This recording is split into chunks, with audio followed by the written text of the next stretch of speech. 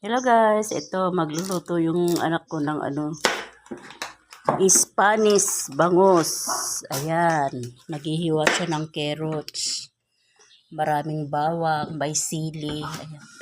Iluluto niya dyan sa may pressure cooker. Ayan o, kailangan ng olive oil. Ang mahal kaya ng olive oil. Magkano ito? Mahigit na 200 pesos. 281 pesos o ang liit. Pero pag sa abroad yan, mura lang yan. Tapos merong black beans, oyster sauce. Ayan, wala nga itong olive na yung bunga ng olive. Walang mabili. Tapos lalagyan ng bay leaves. Ayan, ilang kilo. Ano nga kilo, Ate Bangas? 2 kilo.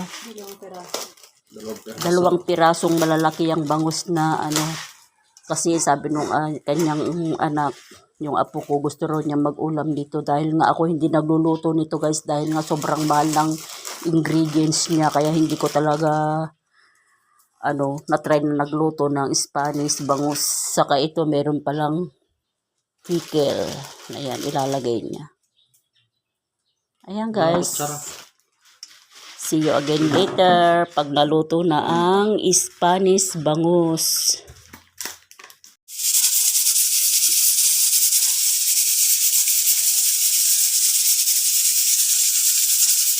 Hello guys, ito naluto na itong Spanish bangus.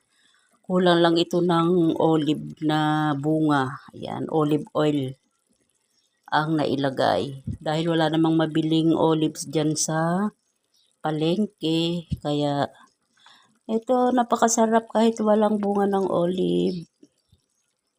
Thank you for watching. God bless everyone. Bye.